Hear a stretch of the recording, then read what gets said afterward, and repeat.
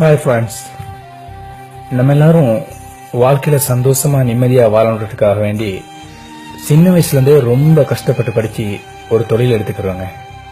தொழில் மூலமாக வார வருமானத்தை வச்சு என் வாழ்க்கை நிம்மதியாக சந்தோஷமாக போன்றதுக்காக வேண்டி எங்களோட ஸ்வீட் ஹார்ட், எங்களோட இருக்கக்கூடிய எங்களோட லைஃப் பார்ட்னரை எங்களோட குடும்பத்திட்ட சொல்லி, எங்களுக்கு பிடிச்சவங்கள்ட்ட சொல்லி ரொம்ப ரொம்ப கஷ்டப்பட்டு தேர்ந்தெடுத்து ஒரு ஏஞ்சலை திருமணம் முடிக்கிறோங்க.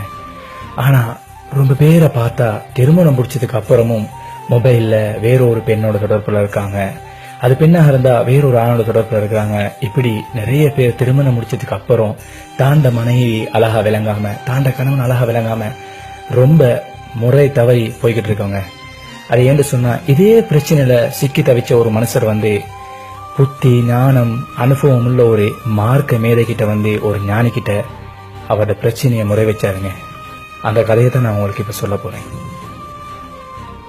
அந்த பிரச்சனை வந்த மனுஷன் சொன்னாரு, ஞானியே, ஏன மனைவிய நான் முத பார்த்த அப்புறம் இவளை போல ஒரு அழக கடவுள் படைச்சதே இல்லைண்டு, இவத்தான் தேவதண்டு என மனசுல நினைச்சேன்.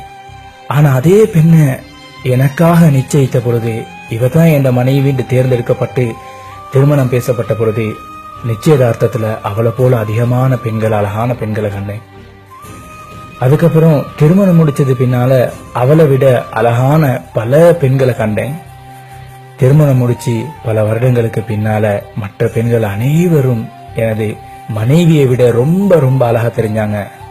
இப்படின்னு பிரச்சனையை முறையிட்டாருங்க.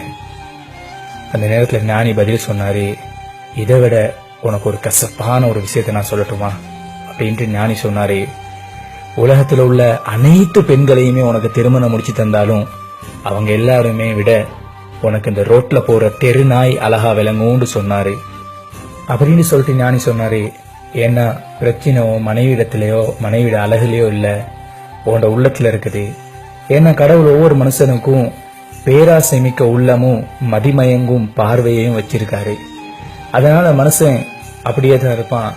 அவை இரண்டும் அவன் அல்லாஹ் மீதான வெக்க உணர்வை இழந்து விடுவதனால இந்த பிரச்சனை எல்லாருக்கும் இருந்துகிட்டு இருக்கும். எப்பயுமே அல்லாஹ் பாக்குறான்ற பயத்தோட இருந்தோன்னு சொன்னா இந்த பிரச்சனைங்களை விட்டு நீங்கிரும் அப்படின்னு சொல்லிட்டு ஞானி சொன்னாரு, இப்படிப்பட்டவங்க, இப்படி வாழணும்னு நினைக்கிறவங்க அவங்களோட மரணம் அவங்கள மண்ணை கொண்டு போய் வைக்கிறவரை கட்டிலும் அப்படியே தான் இருப்பாங்கன்னு சொல்லிட்டு, தோழரே, அல்லாஹ் ஹராமாக்கியதை விட்டு நீ உன்னை தடுக்கலன்றதுதான் உன்னோட பிரச்சனை.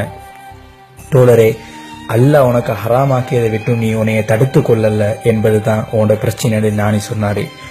சொல்லிட்டு, ஆரம்பத்தை போன்று உன்னோட மனைவி உனக்கு உன்னோட கண்ணுக்கு ரொம்ப அழகா தெரிகிறவளாகவும் உன்னோட மனசுக்கு பிடிச்ச மாதிரி தெரியறதுக்கு ஒரு விஷயத்தை நான் உனக்கு சொல்லி தரட்டுமான்ட்டு ஞானி சொன்னாரு.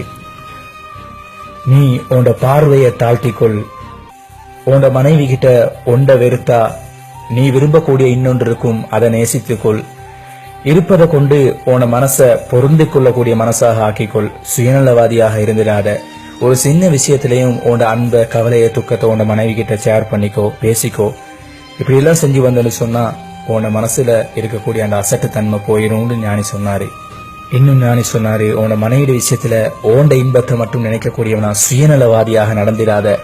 ஏன்னா உன்னைய கபூர்ல மண்ணறையில கொண்டு போய் வைக்கும் வரைகட்டும் உலக இன்பங்களும் உலக அழகின்ப காலனை திரிந்து அப்படியே ஏமாற்றப்பட்டு விடுவான்னு சொல்லிட்டு சொன்னாரு.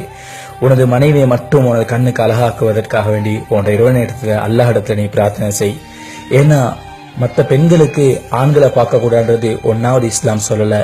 ஹிஜாப்ல ஒன்னாவது ஆண்களுக்கு தான் நீங்க ஏனைய பெண்களை எடுத்தும் பார்க்காதீங்க அந்த வசனத்தை அல்லாஹ் இறக்கினான் அப்படின்னு ஞானி சொன்னாரு. எனவே நண்பர்களே, திருமணம் முடிச்சதுக்கு அப்புறம் நாங்க கண்ட பெண்களை பார்த்து ரசிச்சுக்கிட்டு வாழ்வோம்னு சொன்னா எங்களோட வாழ்க்கையில அர்த்தமே இல்லாதமாயிரும்.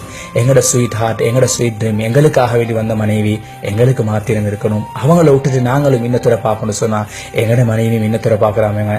எனவே நண்பர்களே, எங்களோட லைஃப்ல நாங்க சந்தோஷமா, எங்களோட மனைவியோட குடும்பத்தோட சந்தோஷமா வாழணும்னு சொன்னா தயவு செய்து அல்லாஹ் சொன்ன வசனத்தை நீங்க பின்பற்றுங்க. நிம்மதியா, சந்தோஷமா, சுவாரஸ்யமா உங்களோட குடும்ப வாழ்க்கை ஜொலிக்கும். உங்களோட பிள்ளைகளையும் பார்த்து நீங்க சந்தோஷமா வாழலாம்னு சொல்லி உங்கள்கிட்ட விடைபெறுகிறேன்.